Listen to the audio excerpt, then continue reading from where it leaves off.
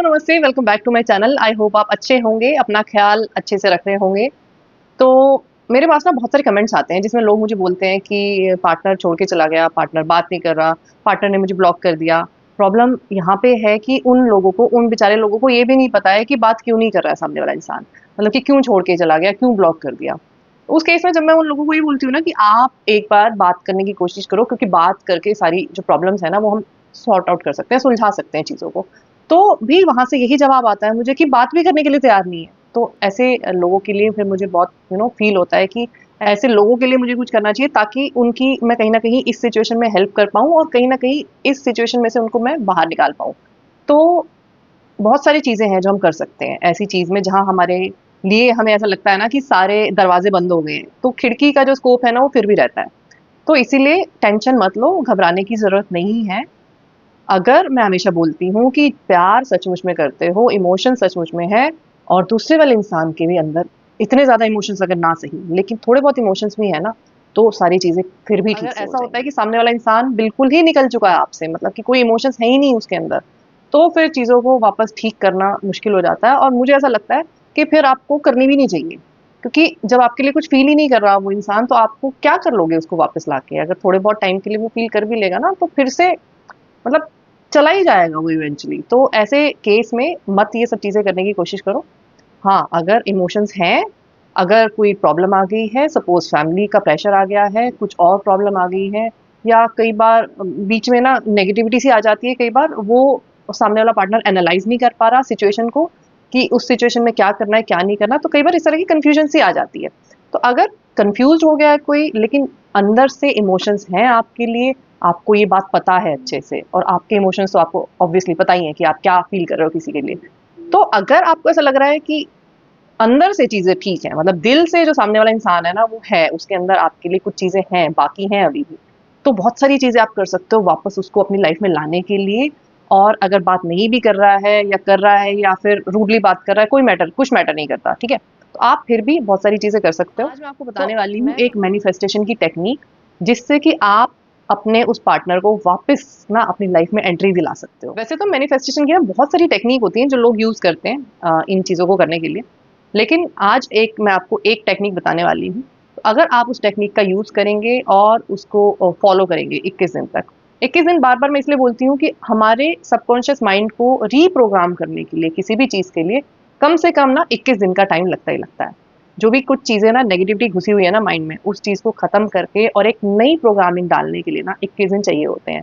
अब अगर आप बीच में ना उस चीज़ को छोड़ देते हो बीच में ही, तो आपको फिर से जब आप शुरू करोगे ना, तो आपका पहला दिन काउंट होगा, ना कि आपने अगर 10 दिन किया और फिर छोड़ा, और उसके बाद अगर आप शुरू कर रहे हो, तो वो आपका फर्स्ट डे से काउंट होगा, ना कि 11वाँ दिन। तो ये चीज़ आपको ध्यान में रखनी है।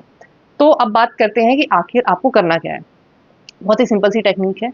आपको जो भी कोई आपकी प्रॉब्लम चल रही है लाइफ में, सपोज़ मैं एग्ज़ाम्पल ले लेती हूँ कि आपका पार्टनर आपसे बात नहीं कर रहा है, वो छोड़ के चला गया है। आपने ना सारी कोशिशें करके देख ली हैं, पर वापस नहीं आ रहा है आपकी लाइफ में।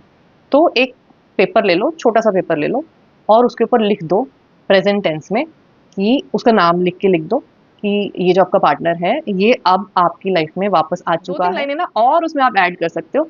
जैसे कि अब आपका जो रिलेशनशिप है वो बहुत ही खूबसूरत है, और आप एक-दूसरे के साथ बहुत अच्छी-अच्छी बातें कर रहे हो, और जो आपका टाइम है ना, वो आप बहुत अच्छे से स्पेंड कर रहे हो। जो भी आपका मन करे, कहने का मतलब है जो भी चीज़ें आप चाहते हो कि आपकी लाइफ़ में वापस आ जाएँ, वो चीज़ें आपकी लाइफ़ में वापस होने लग जाएँ, तो वो 2-3 लाइनें आप लिख दो। ज़्यादा बड़ा लेटर नहीं लिखना है हमें, 2-3 चीज़ें। ऐसी चीज़ें होनी चाहिए जिनको पढ़ के आपको अच्छा लगे, और जिनको पढ़ के ना आपके दिल में अच्छे-अच्छे इमोशंस आएँ। तो पहली लाइन पर आपको ये लिखनी है कि आपका पार्टनर अब आपकी लाइफ में वापस आ गया है, और आप दोनों बहुत खुश हो। ठीक है? इसके अलावा आपको जो ऐड करना है 2-3 लाइनें वो ऐड कर दो, पर मेक श्योर कि आप इसको ना बहुत बड़ा मत बना देना। अब आपने ये लिख दिया है, किसी चिट पे लिख दिया है। अब इस चिट को आपको या तो अपने आप वॉलेट में रख लो, या फिर अपने पिलो के कवर में रख लो, या किसी भी ऐसी जगह पे जो आपको लगता है ना कि आपके साथ ही रहती है चीज़, या जिस चीज़ के साथ आपका कॉन्टैक्ट बना रहता है, तो आप उस चीज़ में रख लो। अब इससे होता क्या है ना, कि जब हमारे माइंड को ये पता होता है, जब हमारे सबकॉन्शियस माइंड को ये पता होता है कि ऐसे-ऐसे मैंने इस चिट पे ये चीज़ें लिखी हैं, और मैंने वो वॉलेट में रखी हैं फॉर एग्ज़ाम्पल, तो एक अंदर सबकॉन्शियस माइंड के मैसेज चला जाता है। जब भी आप अपने वॉलेट को देखोगे, जब भी आप अपने वॉलेट को निकालोगे, तो वो चीज़ ऑटोमेटिकली आपका माइंड ना उसके बारे में दोबारा सोचना शुरू करेगा कि ये इस वॉलेट में और क्या चीज़ रखी गई है। चाहे आप इंटेंशनली सोचो या ना सोचो, ऑटोमेटिकली आपके सबकॉन्शियस माइंड में प्रोग्रामिंग जाएगी जैसे कि आप अपने वॉलेट को निकालोगे। आप रात को सो रहे हो, आपने सपोज़ पिलो के अंदर रखा, तो जब पूरी रात आप सोओगे ना और माइंड को ये पता है कि आपने पिलो के अंदर कोई चीज़ रखी है जिसमें आपने ये सारी बातें लिखी हुई हैं, वो सारी की सारी बातें आपके सबकॉन्शियस माइंड में ना रात भर रीप्रोग्राम होती रहेंगी। आपको कोई एफर्ट नहीं करना पड़ेगा।